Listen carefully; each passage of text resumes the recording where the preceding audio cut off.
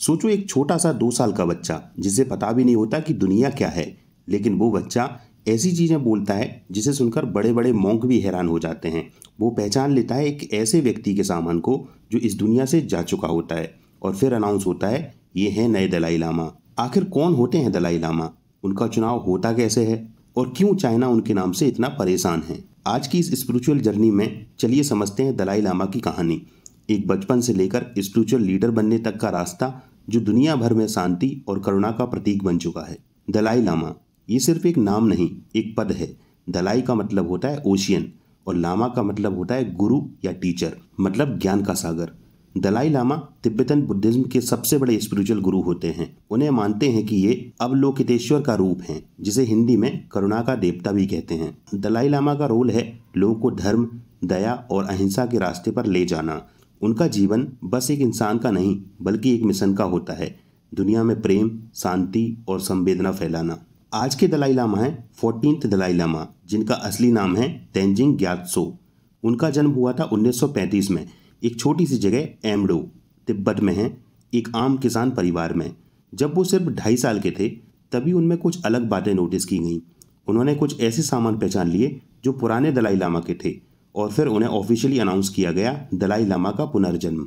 उन्होंने अपनी पूरी जिंदगी तिब्बत के लोगों के लिए समर्पित कर दी। 1959 में जब चाइना ने तिब्बत पर कब्जा किया तो दलाई लामा को देश छोड़कर इंडिया आना पड़ा। तब से वो धर्मशाला यानी हिमाचल प्रदेश में रहते हैं, जहां उन्होंने तिब्बतन गवर्नमेंट इन एग्जाइल का नेतृत्व किया। अब सवाल उठता है, जब एक दलाई लामा की मृत्यु होती है तो नया दलाई लामा कैसे चुना जाता है। दलाई लामा के देहांत के बाद उनके चेले और बड़े मॉन्क्स कुछ समय तक मेडिटेशन और शोक में रहते हैं। फिर वो तलाश शुरू होती है नए दलाई लामा के पुनर्जन्म की। तिब्बतन मॉन्क्स ड्रीम्स, विजन और एक पवित्र झील लामो लात्सो में साइन देखते हैं। कभी कभी पुराने दलाई लामा का मुख आकाश में दिखाई देता है या कोई डायरेक्शन मिलती है जैसे नॉर्थ ईस्ट। इन संकेतों के बेस पर एक सर्च पार्टी भेजी जाती है। ये लोग अलग अलग गाँव में जाते हैं और वहाँ 2-3 साल के बच्चों को ऑब्जर्व करते हैं। क्या उनमें कोई अलौकिक लक्षण है या उनके चेहरे पर कोई अलग सी शांति है?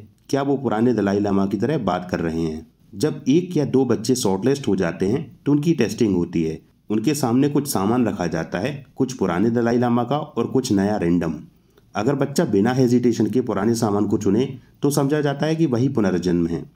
जब सभी परीक्षाओं के बाद सभी मॉन्क्स एक मत हो जाते हैं तो बच्चे को ऑफिशियली दलाई लामा डिक्लेयर किया जाता है।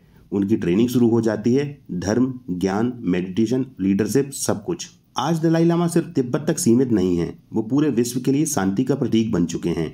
इन्होंने नोबेल पीस प्राइज विनर भी हैं 1989 में। महात्मा गांधी के अहिंसा के सिद्धांत को मानते हैं। हार्वर्ड, ऑक्सफोर्ड जैसे इंस्टीट्यूशन में लेक्चर्स दिए हैं। उनका फोकस है कंपैशन, इंटरफेथ डायलॉग और इनर पीस। लेकिन ये कहानी यहीं खत्म नहीं होती। दलाई लामा का चुनाव अब एक पॉलिटिकल बैटलफील्ड बन चुका है। चाइना कहता है अगले दलाई लामा को हम अप्रूव करेंगे, लेकिन दलाई लामा और तिब्बत लोग कहते हैं दलाई लामा का चुनाव कोई सरकार नहीं, धर्म करता है। 1995 में जब दलाई लामा ने पंचेन लामा को चुना तो चाइना ने उस बच्चे को किडनैप कर लिया। आज तक वो बच्चा मिसिंग है और चाइना ने अपना खुद का एक फेक पंचेन लामा बना दिया। इसी वजह से करंट दलाई लामा ने कहा है मैं अगला पुनर्जन्म ले भी सकता हूँ और नहीं भी, और अगर लूंगा तो तिब्बत के बाहर भी ले सकता हूँ ताकि चाइना उसका मिसयूज ना कर सके।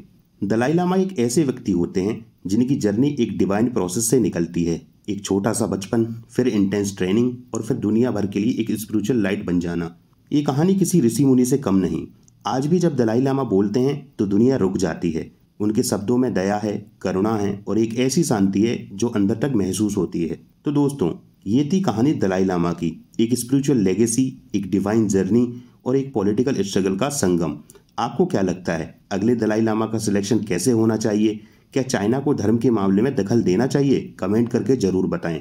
अगर आपको ऐसी कहानियाँ पसंद आती हैं जो हिस्ट्री, स्पिरिचुअलिटी और मिस्ट्री का मेल हो तो चैनल को सब्सक्राइब करिए, वीडियो को लाइक करिए, शेयर करके और लोगों तक ये ज्ञान पहुंचाइए। मिलते हैं अगली वीडियो में एक नए विषय के साथ।